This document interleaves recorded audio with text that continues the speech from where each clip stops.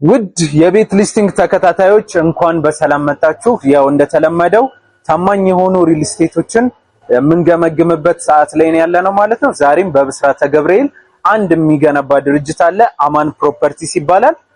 ስለሱ መረጃ እንዲሰጡን የድርጅቱን አንድ ሰራተኛ ቀጥር ያለው እስቲ ተከታተሉት።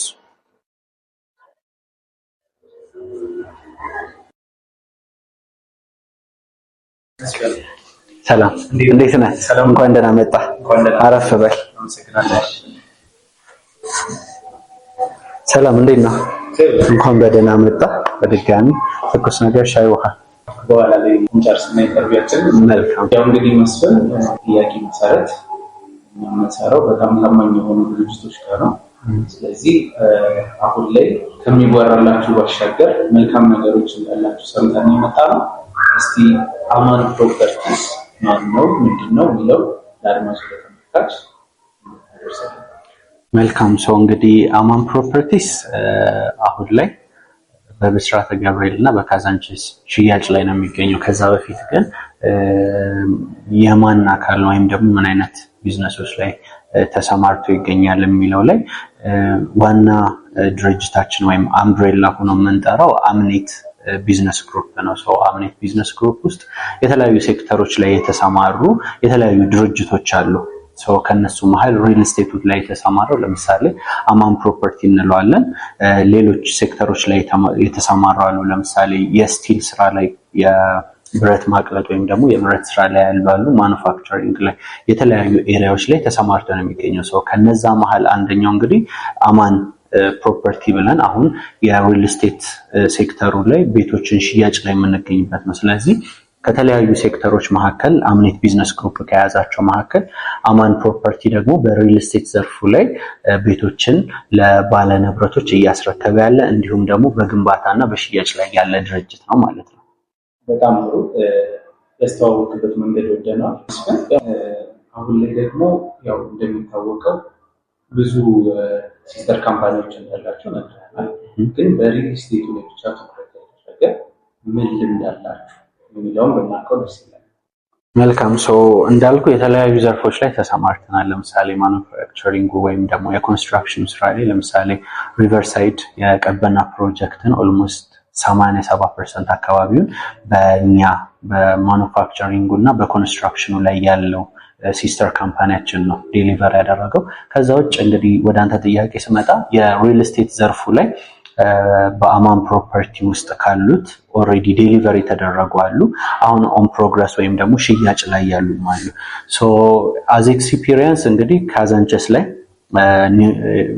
ኒው ላይፍ ብለን የሳይቱ ስያሜ ኢንተርኮንቲኔንታል ሆቴል ፊት ለፊት ኦልሬዲ ያስረከብነው G+21 የሆነ ባለንብረቶች ተረክበውት የፊኒሺንግ ስራ እየሰሩ ያሉበት አለ። ስለዚህ ኦን ዴሊቨሪ ኦልሬዲ ያስረከብነው አለ ማለት ነው። ከዛ ውጭ ወደ ጋዜቦ አደባባይ አካባቢ እንደዚሁ ወደ G+21 የሚሆን ፍሎር ያለው እሱንም ኦልሬዲ አስረክበን ባለንብረቶች ተረክበው የፊኒሺንግ ስራዎችን የጀመሩ ኦልሬዲ መኖር የጀመሩ ሰዎች አሉ ማለት ነው። እነዚህ ሁለት ኤክስፒሪየንሶቻችን ሴንተር አዲስ አበባ ላይ ሴንተር ያሉ ናቸው። ወደዚህ ወጣ ስንል ደግሞ G+1 አፓርትመንቶችን እና ቪላ ቤቶችን ኮምፓውንድ ግቢ ውስጥ ወደ ቆሬ አካባቢ ከ200 ቤቶች በላይ ኦልሬዲ ከ90% በላይ እና የተወሰኑ ባለንብረቶች ደግሞ ተረክበው እንደዚሁ የፊኒሺንግ ስራ ወይም ደግሞ የተወሰኑት የመኖር ኦልሬዲ የጀመሩበት አለ። ስለዚህ አዝ ኤክስፒሪየንስ ከሪል ስቴቱ አንፃር ስናስበው እንግዲህ የተሻለ ፐርፎርም እያደረግን ነው። ዴሊቨር ያደረግናቸው አሉ ኦን ሃንድ፣ አሁን ደግሞ ሽያጭ ላይና ኮንስትራክሽን ላይ ያለናቸው አሉ። ስለዚህ አሪፍ የሚባል ኤክስፒሪየንስ ከደንበኞችም ደግሞ ቀድሞ ከመጡ ደንበኞችም ደግሞ አሪፍ የሚባል ታማኝነት አለን ማለት ነው። እሺ በጣም ጥሩ። ያው እንግዲህ ያነሳቸው ሀሳቦች ጥሩ ናቸው። አንድ ሪል ስቴት ከሚገመገምባቸው አንፃር ወይም ደግሞ ታማኝ ነው ከሚለው መገምገሚያ አንፃር ለደንበኞች ያስረከበው ንብረት አለ ወይ የሚለው ስለዚህ ያንን በአግባቡ ስለመለስክልን እናመሰግናለን። አሁን ላይ ያለው ፕሮጀክታችሁ በምን አይነት እንቅስቃሴ ላይ ነው ያለው? እንዲሁም ከዚህ ጋር እያይዘ ደግሞ ከሌሎች ሪል ስቴቶች እናንተን የሚመርጡበት ምክንያት ነው? አሪፍ። አሁን ላይ እንግዲህ በሽያጭ ላይ የምንገኛቸው 2 ሳይቶች አሉ። አፕካሚንግ ወደ 5-6 ሳይቶች ይኖሩናል። በጣም ፕራይም የሚባሉ ሎኬሽኖች ላይ ማለት ነው።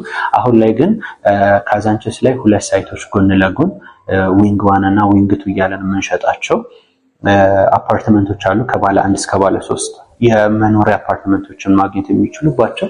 ከዛ ውጭ ደግሞ እንግዲህ ምናልባት ማርኬቱ ላይ በጣም ስማችን እየተደጋገመ እየተነሳ ያለበትም ደግሞ የብስራተ ገብርኤል ላፍቶ ሞል ቅጥር ግቢ ውስጥ የሚገኘው ነው። ሰው አዘ ጆይንት ቬንቸር ሆነ ከላፍቶ ሞል ጋር ወይም ደግሞ በበፊት እንግዲህ ብዙ ሰዎች የሚያውቁት ምናልባት የላፍቶ ሞል ፓርኪንግ እንዲሁም ደግሞ የቴኒስ ኮርት ኤሪያ የነበረ ነው። ስለዚህ እሱን አዘ ጆይንት ቬንቸር ሆነን ከብሩክ ሆስፒታል ፊት ለፊት ኤግዛክት ሎኬሽኑን ለማወቅ ከብሩክ ሆስፒታል ፊት ለፊት ያለ ሳይት ነው።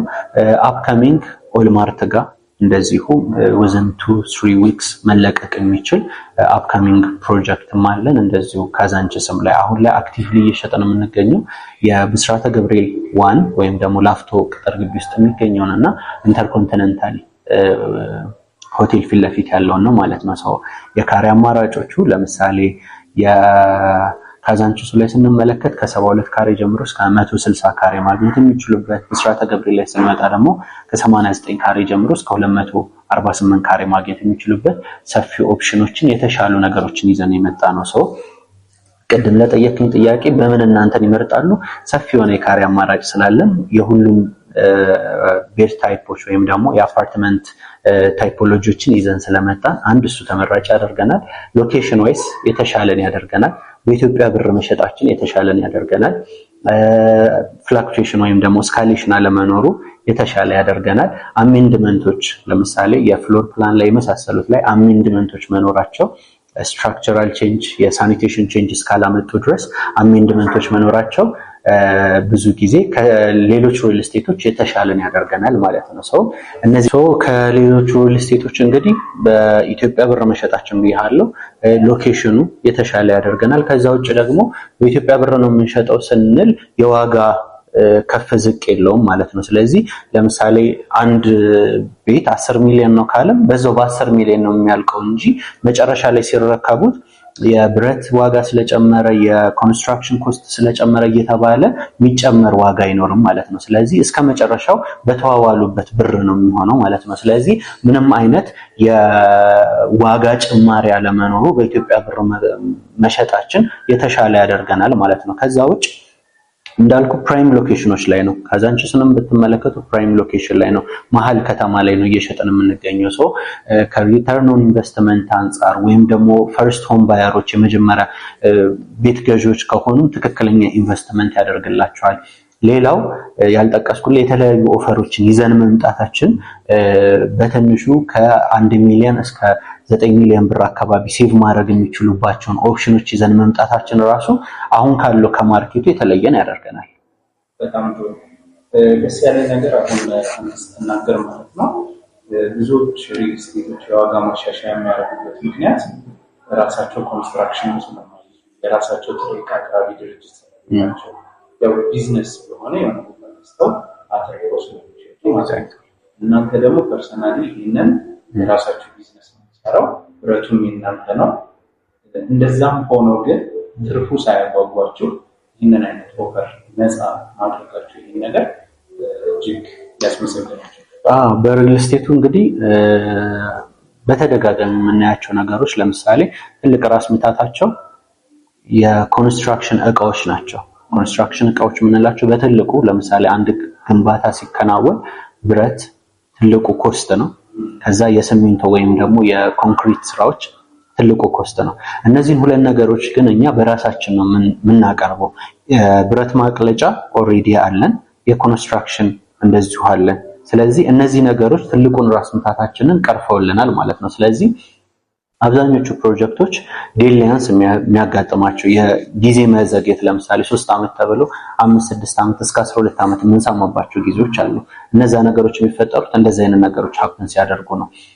ሌላኛው ከናካቴው ፕሮጀክቶች በተባለው ጊዜ አይደለም ከናካቴው ይቀራሉ፣ የት እንደገቡም ሳናቃቸው። እነዚህ ነገሮች የሚመጡት በዋጋ በተለያዩ ነገሮች ነው። እነዛን ራስ ምታቶች ደግሞ እኛ ከበር ማድረጋችን ትልቁ አድቫንቴጃችን እና ምናልባት ማርኬቱ ላይ ካሉ ድርጅቶችም የተሻለ ፐርፎርም እንድናደርግም ሰውም አምኖን እንዲመጣ እያደረገም ያለው እሱ ነው። በጣም አሪፍ።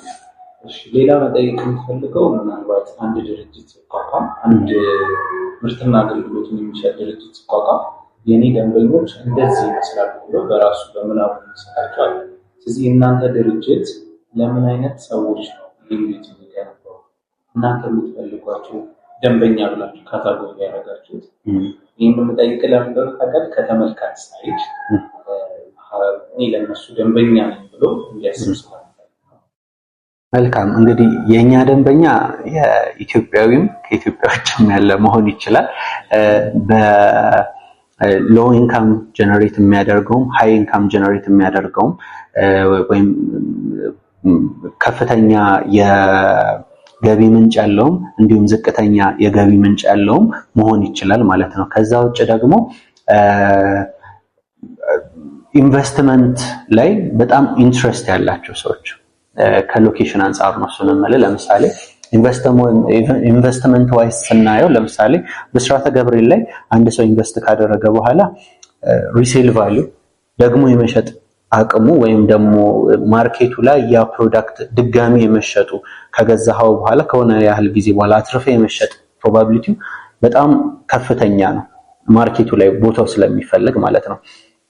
ከዛ ውጭ ሬንት ላድርገው ላከራየው ብትል ለምሳሌ ፈርኒሽ አድርገው በተለያዩ መልኮቹ አድርገ አጠናቀሁ ቤቱን ላከራየው ብትል፣ ስለዚህ ሪተርን ኦን ኢንቨስት ወይም ደግሞ ኢንቨስት ካደረግከ በኋላ 2x 3x ሆኖ ኢንቨስት ያደረግከው ነገር የመመለስ ፕሮባቢሊቲ ሃይ ነው።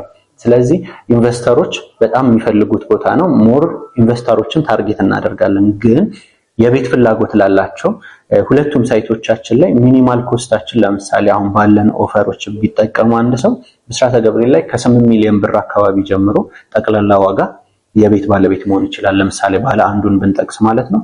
የካዛንቺሱ ላይ ከ5.4 ሚሊዮን ብር ጠቅላላ ክፍያ ጀምሮ ባለ አንድ መኝታውን ለምሳሌ ባለቤት መሆን ይችላል። ያ ማለት በጣም አሁን ማርኬቱ ላይ ካለው ፕራይሲንግ የተሻለ ፕራይስ ነው። 10 ሚሊዮን ብር በማይሞላ ፕራይም የሚባል ሎኬሽን ላይ እነዚህ ቦታዎች ላይ በስንት ብር ቤቶች እየተሸጡ እንደሆነ እናውቀዋለን ኦልሬዲ።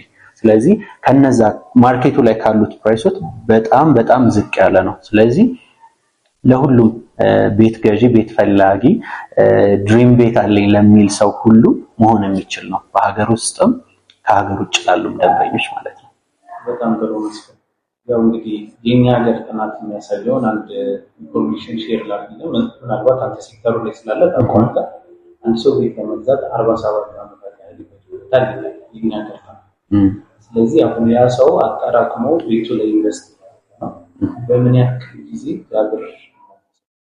ኦኬ ስለዚህ ሪተርን ኦን ኢንቨስትመንት ወይም ደግሞ የከፈልኩትን ገንዘብ በምን ያህል ጊዜ ተሰበስባለሁ አገኘዋለሁ ነው። ስለዚህ ለምሳሌ እዚህ ፊት ለፊታችን ላይ ብስራተ ገብርኤልን እንደምሳሌ ላንሳለህና ፐር ዴይ የሚከራየው $55 እስከ $75 ነው። እዚህ ጋር ያሉ አፓርትመንቶች ፊኒሽድ የተደረጉ አፓርትመንቶች ማለት ነው እንደሚሰጡት ሰርቪስ። ያ ማለት ብናሰላው ለምሳሌ አንድ ቤት ዋና ዋጋውን መልሶ የኢንቨስትመንቱን እኩሌታ መልሶ ወደ ትርፍ ለመምጣት ማክሲመም 4 ዓመት ይፈጅበታል ማለት ነው። ስለዚህ ከ4 ዓመት በኋላ ያለው ማክሲመም ትርፉ ነው የሚሆነው ማለት ነው። ያ ማለት ሌሎች ቦታዎች ላይ ለምሳሌ የተለያዩ ሎኬሽኖች ላይ አስዩም ማድረግ እንችላለን። ቦሌ ላይ ብትሄድ ሚኒማል ከ6 እስከ 7 ዓመት ይፈልጋል። ምክንያቱም ቤቶቹ የሚገዙት ከ30 ሚሊዮን ብር በላይ ነው አብዛኞቹ ቤቶች የሚገዙት። ያ ማለት ቤቱን ብታከራየው $3000 ሰምቲንግ ነው የሚሆነው። ያንን ካልኩሌት ስታደርገው በትንሹ ከ6 ዓመት በላይ ነው ብለን እናስብ። እዚህ ጋር ብትመጣ ግን የ2 ዓመት ለዚያውም ፕራይም የሆነ ከ30 በላይ ኤምባሲዎች የሚገኙበት ኢንተርናሽናል ስኩሎች የሚገኙበት የተለያዩ የእምነት ተቋማትን ማግኘት የምትችልበት ሆስፒታል በቅርቡ ላይ የትራንስፖርቴሽን አገልግሎቶችን ምንም ፈልገህ የምታጣው ነገር የለም። እዚህ የመሰለ ቦታ ላይ ሪተርን ኦን ኢንቨስትመንት 4 ዓመት ነው ማክሲመም ማለት ነው። ስለዚህ ከዛ አንግል ትክክለኛ ኢንቨስትመንት ትክክለኛ ሎኬሽን በአጭር ጊዜ ሪተርን ማድረግ የሚችል ሎኬሽን ነው ማለት ነው። በጣም ጥሩ መስሎኝ። ያው ሪል ስቴት ከሚገመገምባቸው ስልጣን የምንላቸው ነገሮች አሉ። ሬንታል ኢንካም ደግሞ ሪሴል ቫልዩ እና ሪክሬሽናል ቫልዩ ቤት ውስጥ ስትኖር ምን ያህል ደስታ ይሰጣል፣ አከራይተህ ምን ያህል ትጠቀምበታለህ፣ እንዲሁ ደግሞ ብሩ መቼ በምን ያህል ጊዜ ይመለስልሃል። ኤግዛክትሊ ይህን ነገር የእናንተ ድርጅት 100% አሟልቷል። ደስ ብሎናል ማለት ነው። እናመሰግናለን ማለት ነው። ሰው እነዚህ ነገሮች አሚኒቲውን የመሳሰሉትን ይዘን የመጣ ነው። እሺ መስፍን፣ እንግዲህ አሁን ላይ ስለ ዋጋችሁ ያለውን የካሬ አማራጭ ዝርዝር ደግሞ መልካም። ሰው እንግዲህ አሁን በብስራተ ገብርኤል ወይም ላፍቶ ግቢ ውስጥ የሚገኘው ሳይታችንን እየሸጠን ነው የምንገኘው ብያለሁ። ሰው እዚህ ላይ እንግዲህ ከፕራይሲንግ ጀምሮ ለምሳሌ በዋጋ ደረጃ በ125,000 ነው የካሬ ዋጋ እየሸጥን የምንገኘው። ከዛ ውጭ የካሬ አማራጮቻችን ለምሳሌ ባለ አንድ መኝታ 89 ካሬ እና 97 ካሬን ማግኘት ይችላሉ። ወደ ባለ ሁለት ስንመጣ ደግሞ 105 120 ነበረ ኦሬዲ ሶልድ አውት ነው። ያ ማለት ምን ያህል ሃይ ዲማንዲንግ እንደሆነ ነው የሚያሳየው።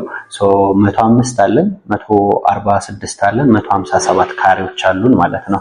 ባለ 3 ላይ ስንመጣ ከ173 ጀምሮ 200 207 እና 248 ካሬዎችን ማግኘት ይችላሉ። ስለዚህ በሁሉም የቤት ታይፖች ላይ ቤቶችን ማግኘት ይችላሉ። ኦልሞስት ከ120 ካሬያችን ውጭ ማለት ነው አሁን ለጊዜው። እነዚህ ቤቶች ላይ ደግሞ ከ15% ቅድመ ክፍያ ጀምሮ አንድ ሰው የቤት ባለቤት መሆን ይችላል። ቀሪውን ክፍያ በሁለት ዓመት ጊዜ ተኩል ውስጥ እንደሚፈልገው።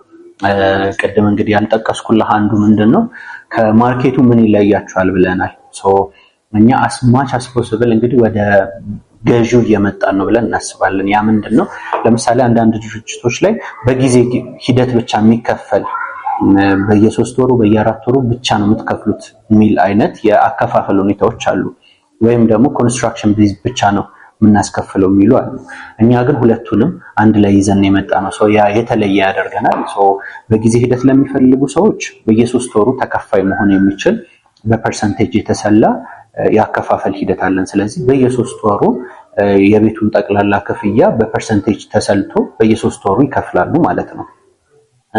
ሌላኛው አማራጭ ደግሞ ኮንስትራክሽኑን እያዩ የተሰራውን ነገር እያየሁኝ ነው መክፈል የምፈልገው ለሚሉ ደንበኞች ደግሞ ኮንስትራክሽን ቤዝድ የሆነ ለምሳሌ አሁን ያለንበት ፈርስት ፍሎር ላይ ነው የምንገኘው። ስለዚህ ፈርስት ፍሎር ኦሬዲ የከፈሉ ሰዎች አሉ።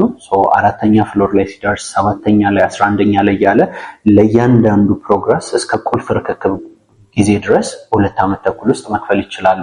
ከ15 እስከ 5% ባለው ሁኔታ ማለት ነው።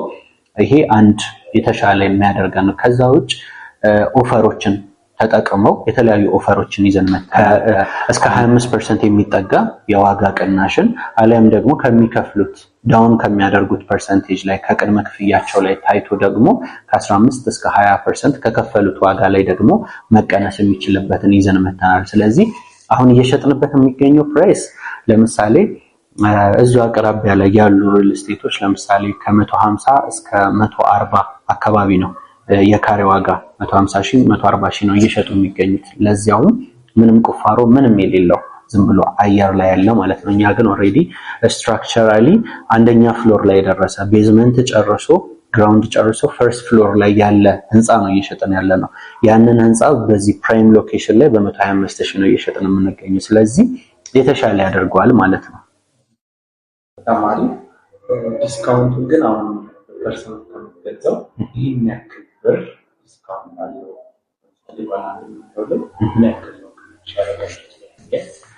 የኦፈሮቹ ታይፖች እንግዲህ ቅድም እንዳልኩ ከ15% ጀምሮ መክፈል ይችላሉ።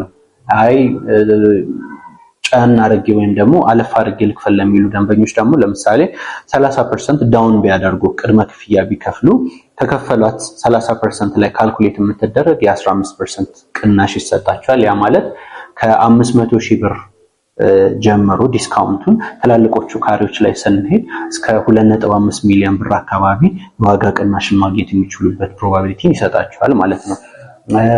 50% ወይም ደግሞ ካለው እኩሌታ ለምሳሌ የአንድ ቤት ዋጋ 10 ሚሊዮን ብር ነው እንበልና ከ10 ሚሊዮኑ ላይ 5 ሚሊዮኑን እከፍላለሁ ቢል አንድ ሰው 50%ቱን የ20% ቅናሽ ያገኛል። ስለዚህ የሚቀርበት 5 ሚሊዮን ብር ሳይሆን 4 ሚሊዮን ብር ወይም 1 ሚሊዮን ብር አካባቢ ሴቭ አደረገ ማለት ነው። እሱን ማግኘት እንችላለን ማለት ነው። ከዛ ውጭ ጠቅላላ ክፍያ እከፍላለሁ 100% ክሎዝ ማድረግ እፈልጋለሁ ለሚል ደንበኛ ደግሞ ኢንቨስተር ደግሞ የ25% ቅናሽ አለን። ስለዚህ በቅድሙ ምሳሌ መሰረት ለምሳሌ 10 ሚሊዮን ብር የነበረው ዋጋ ጠቅላላውን ሲከፍል 10 ሚሊዮን ብር ሳይሆን የ25% ቅናሽ ተደርጎ በ7.5 ሚሊዮን ብር ዋጋ ጠቅላላ ዋጋ አገኘ ማለት ነው። በሱ መሰረት ለምሳሌ 89 ካሬው ወደ 11.7 የነበረው አሁን ላይ በ8.3 ሚሊዮን ብር አካባቢ ያ ማለት ከ3.2 ሚሊዮን ብር በላይ ሴቭ ማድረግ ይችላል አንዴ በመክፈሉ ኦፈሩን በመጠቀሙ ማለት ነው። ስለዚህ እንደዚህ አይነት ኦፈሮችንም ይዘንላችሁ መጥተናል ማለት ነው። ኮንቨርሴሽን ነበር ይኖራል። አሁን ደግሞ ውጭ ሀገር ያሉ ሰዎች በምን መልኩ መግዛት ይችላሉ ነው? መልካም እንግዲህ አሁን ላይ እየተለመደ ይመስለኛል የዲኤችኤል አክሰሶች ድርጅቶች ላይ እና እኛም ይሄንን አክሰስ ይዘን መጥተናል። ከሀገር ውጭ ሆኖ ኦሬዲ በጣም በቅርቡም አሁን እየሸጥናቸው የምንገኛቸው ሳይቶች ላይ ከውጭ ሀገር ሆኖ ለምሳሌ ከኳታር፣ ከዩኤስ ከተለያዩ ሀገራት ሆኖ ግዢዎችን እያደረጉ ያሉ አሉ። ፕሮሰሱ ምንድነው? ለምሳሌ ህጋዊ ተወካይ ካላቸው ህጋዊ ተወካዮቻቸው መጥተው እዚህ ያለውን ነገር ፕሮሰስ ያደርጉላቸዋል፣ ያዩላቸዋል። ደን ወደ ኔክስት ስቴፕ ወይም ደግሞ ወደ አግሪመንት ወደ መሳሰሉት ነገሮች እንገባለን ማለት ነው። ትልቁ ጥያቄ የሚሆነው ውጭ ሀገር ላይ ላሉ ደንበኞች ተወካይ ከሌላቸው፣ ስለዚህ ተወካይ ከሌላቸው ፕሮፐርቲውን ኦሬዲ ከወደዱት ኢንቨስት ለማድረግ ኦሬዲ ከወሰኑ ያሉትን የድርጅት ፋይሎች የተለያዩ ነገሮች ቼክ ካደረጉ በኋላ በድርጅት አካውንት ፔመንቶችን ከፈጸሙ በኋላ አግሪመንቱን በዲኤችኤል በኩል ወዳሉበት ከተማ እስከ ቤት ቁጥራቸው ሼር ያደርጉናል። ቤታቸው ድረስ ውሉን ማድረስ እንችላለን ማለት ነው። ስለዚህ በዲኤችኤል በኩል ይላክላቸዋል። የሚፈረመውን ፈረሞ አንድ ቅጂ ለራሳቸው ቀሪውን ደግሞ ለድርጅቱ ተመላሽ ያደርጋሉ ማለት ነው። ስለዚህ የዲኤችኤል ፕሮሰስ ኦሬዲ አሁንም እያደረግነው ነው። ምናልባት ኢንፎርሜሽኑ ለሌላቸው ደንበኞችም ደግሞ በዲኤችኤል በኩል ካሉበት ሀገር ሆኖ ከማንኛቸውም የዓለም ክፍላት ቤቶችን ኦን ማድረግ ይችላሉ ማለት ነው።